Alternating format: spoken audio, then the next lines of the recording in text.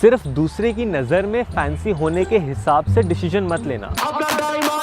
इस वीडियो में मैं आपको बताऊंगा 5 फैक्टर्स जो आपको पता होने चाहिए before joining a big four, which will help you in making a better decision for yourself. First factor is work exposure.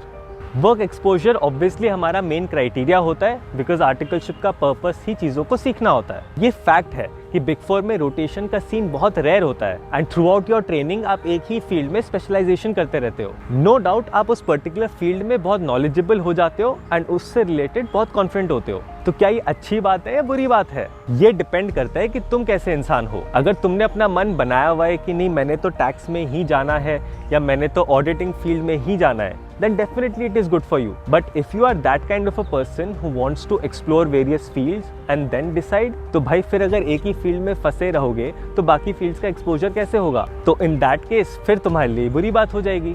Second factor is future prospect. देखो, इन द लॉन्ग रन अगर आपका plan ये है कि आपको job करनी है, आपको वो सिनेरियो ज़्यादा अच्छा लगता है, या फिर आपका प्लान है कि भाई मुझे बाहर अब्रॉड में सेटल होना है, then definitely go for big four any day, because ये मल्टीनेशनल फर्म्स हैं, बहुत रेप्यूटेड हैं ऑल अराउंड द वर्ल्ड, आपको इजीली बाहर जॉब मिल जाएगा। बट अगर दूसरी तरफ आपका प्लान ये है कि आपको अपनी प्रैक्टिस खोलनी है या अपना कोई बिजनेस स्टार्ट करना है या फैमिली बिजनेस है या कोई सीए फर्म है, उस केस में आपके लिए मिड साइज फर्म में डिफरेंट एरियाज का एक्सपोजर लेना ज़्यादा बेटर होगा। Third factor is personality development.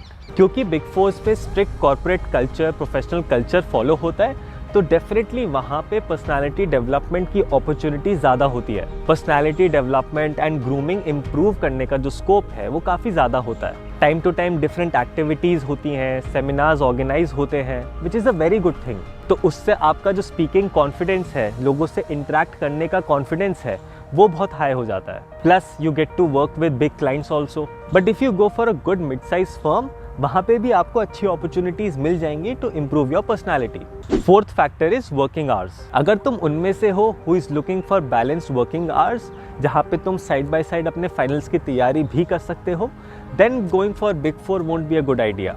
भाई सिंपल सी बात है, ऑफिस आने का टाइम फिक्स्ड है बट घर जाने का कोई सीन नहीं है। फीमेल्स के लिए यहाँ पे डेफिनेटली थोड़ा सा रिलीफ होता है, because big force have this policy कि 7 या 8 बजे तक फीमेल स्टाफ को उन्हें फ्री करना होता है। बट लड़कों का ऐसा कोई सीन नहीं होता, तो भाई उस हिसाब से तैयार रहो।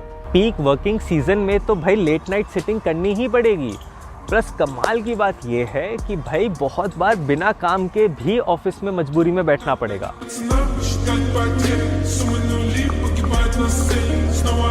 देन फिफ्थ फैक्टर आता है स्टाइपेंड। अगर अभी लाइफ में सिचुएशन ऐसी है जहाँ पे तुम्हें फाइनेंशियल कंसिडरेशन मैटर करता है या फिर फैमिली में फाइनेंशियली कंट्रीब्यूट करने की ज़रूरत है, then definitely go for big four. Big four का स्टाइपेंड रफली 10,000 15,000 से स्टार्ट होता है for first year articles. But if you have this mindset कि यार अभी तो मैं सीख ही रहा हूँ या तो अभी मैं सीख ही रही हूँ and financial consideration does not matter to you much, then सिर्फ स्टाइपेंड के अमाउंट के बेसिस पे ना डिसीजन मत लेना। देखो यार, मेरी पर्सनल एडवाइस बस यही है कि आप जो भी डिसीजन लो अपने लिए, जस्ट मेक श्योर कि वो वेल थॉट आउट हो एंड सोचा समझा हुआ हो। बाहर से देखने में ना शुरू में बिग फोर्स बहुत ज़्यादा फैंसी लगते हैं, fancy clients, fancy offices, fancy staff, but this is all superficial and this should not be your criteria. सिर्फ दूसरे की नज़र में फैंसी होने के हिसाब से डिसीजन मत लेना। अपना लॉन्ग टर्म गोल देखो as to what you want, because grass will always look greener on the other side and that's just how our mind works, like literally it is greener on the other side। मैं मिलता रहूँगा आपसे इसी channel पे every Thursday and Sunday। Till then, take care, have a nice day।